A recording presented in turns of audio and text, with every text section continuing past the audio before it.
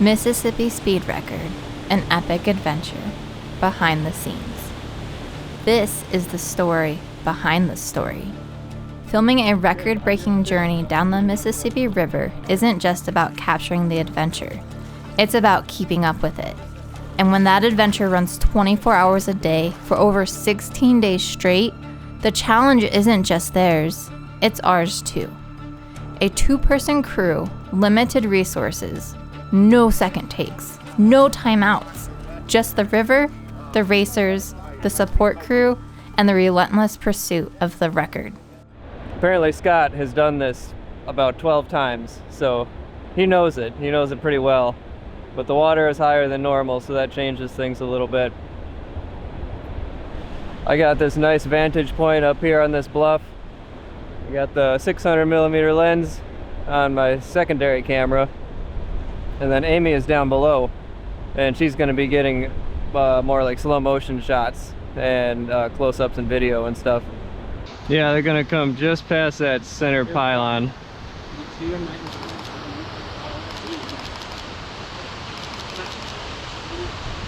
We are live in Sauk Rapids. These four gentlemen are trying to set a world record.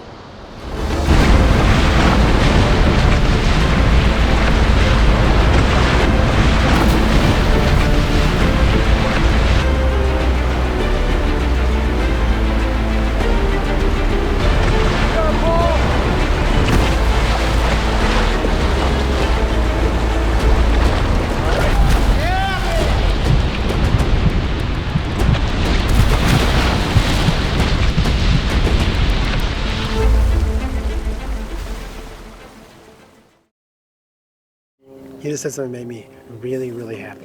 What? So, you said, we named it the Mighty Duffus. And you're the documentarian. Oh. And you're saying we. I love that you use that pronoun instead of they. Oh. Because it's us. Yeah, we're all a team. I love it. I just love it so much. Great. But I could see a lot of documentarians like saying that they're they and they're an outsider, you know. But you feel like family already. Yeah. So It's my favorite thing of all of these journeys. The support boat was waiting at the shore at the end of the final portage. As the paddlers arrived, the crew played the Wide World of Sports theme song. It was a great touch and made for an awesome welcome. We'd include the song here, but copyright. So just imagine it playing in your head. Dun da da da, da da da da da. You get the idea. Anyways, they also brought pizza. Not just any pizza. Hamburger pizza. With pickles. It got mixed reviews. Some thought it was okay. Others thought it was, well, something else. Either way, it became a bit of a running joke. But they were hungry and it hit the spot. And their pizza was awful. I don't know why they would bring a hamburger pizza. But I hated it because it was pizza. Well, it's about 3 in the morning now. Now we are in a section of the river that's big enough for the support boat to join us. At this point, Amy and I are going to be taking shifts now. I'm going to be on the support boat. She just went back to sleep for the rest of the night. And then in the morning we're going to switch off and then she'll kind of be on. Now we get to be on the river with the guys pretty much 24/7 as much as we want to. So that's going to allow us to cover a lot more of their adventure. So now the second boat arrived and Amy is on that boat. They're going to take over for the day shift.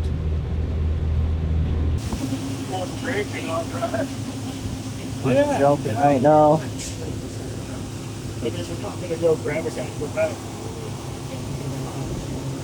Everything's a little better.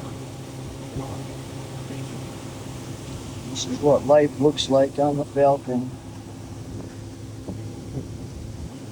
Right down there between Scott's feet is where they sleep, one at a time. So now they have 27 locks coming up, lock and dams, and these are kind of exciting just because they're cool. It's kind of a cool thing to go through, but for these guys it's probably kind of nerve-wracking because something like this is totally outside of their control and it could cost them a lot of time if they have to wait for barges to lock through before they are allowed into the lock, it could cost them hours through no fault of their own, and there's not a whole lot they can do about it other than maybe bribe the lockmasters or be very nice to them and ask nicely. So that's kind of what they're doing. They're always calling ahead. That's Scott's job here in the support boat, is to call ahead to the lockmaster, let them know that the canoe is coming, and to hopefully save a spot for them so that they can lock through right away. Alex, always have a camera. That's my job. Catching us all are most. We should be able to lock down with the tow when they're going back down to get the second barge. You know what I mean? Like, theoretically that makes sense. Yeah. You know what I'm saying?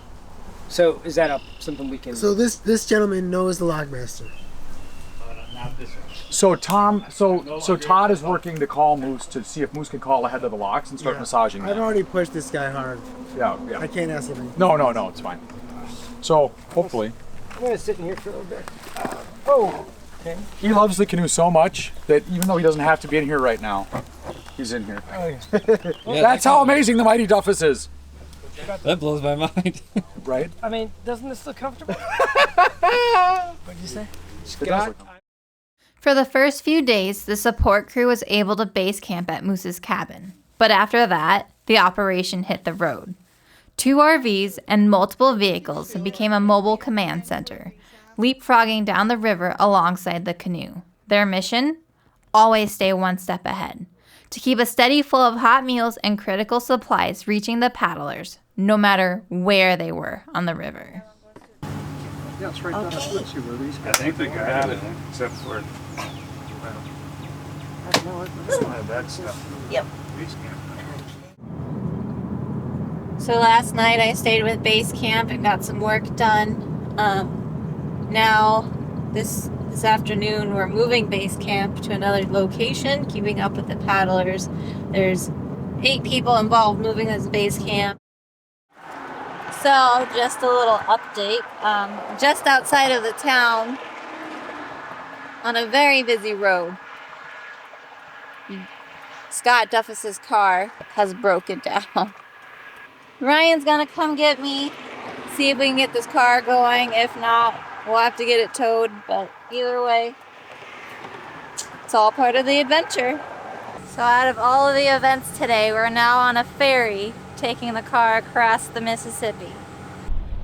It's another day out on the river. I'm not sure what day it is.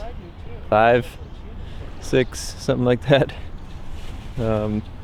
Last night, Amy and I slept at Judd and Daniela's house, which was really nice. We got about 5 hours of sleep, and that's like the longest that we've slept since I started paddling. That felt great. Never thought I'd feel so rested after just 5 hours. It seems like it was a good time to take a break because last night it was really foggy, so you couldn't see much anyway. We are in Lock 5A, and it's incredibly foggy, and the lockmaster told us this is the last lock to fog in, which is not boding well for our future travels downriver, since it's been quite hairy. Thank God for the safety boat. As you can see behind me, it's still pretty foggy this morning. The guys are going through a lock, and then they're going to meet here at this boat landing. Then I'm going to get on the day boat, which is called the Mobetta. It's a sweet houseboat. Oh, actually not yet. The Mobetta's not here yet, so I'm getting on the Falcon, which is what I was on 2 nights ago. And then the Mobetta later today.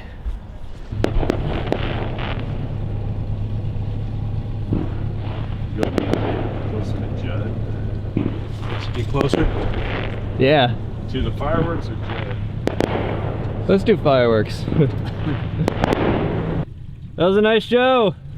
I was hoping for darkness from 5 days ago. Because I've been watching you guys, you know, and keep an eye on you guys. And I was slow to offer. I told Judson, I just got back from Florida, that they could have staged here. Let's say there's a barge ready to go into Canoe and they got to waste a half hour. I was just doing my now patented short circuiting. Yeah. That's where I'm talking and then I start saying stuff that doesn't make any sense. What did Scott short circuit? Other thoughts come into his mind that have nothing to do with what we're talking about. Would you rather have almond butter or peanut butter? I asked you that. Yeah, you did. Yeah. Yeah, okay. I think, let me ask my mom. Oh my God. I need to get more blister band-aids on it. I had blister band-aids on it, but they just popped off because it keeps growing. It's my little friend. Where is it at? What's the front? Where's it going? That is gnarly. There's a hex nut. Starboard engine seems to be missing on one cylinder. It's a 3-cylinder motor. There was a short somewhere in the mass of million miles of wiring inside one of her motors, and so we kept blowing a fuse and losing power. We called a guy, a Mercury dealer, Bob's Marine, and asked him a question that you almost surely would get a no to. We said, can we buy a motor from you today and have you hang it on the boat today before dark? But he said, yeah, I think we can do that for you. At the time, it was a huge relief finding a replacement motor for the Falcon so easily. But no one could have guessed just how critical that moment would be. Getting the Falcon back to full power may have saved lives. In episode 6, we'll witness the closest call with disaster the crew faced on the entire expedition. Mississippi Speed Record, an epic adventure behind the scenes.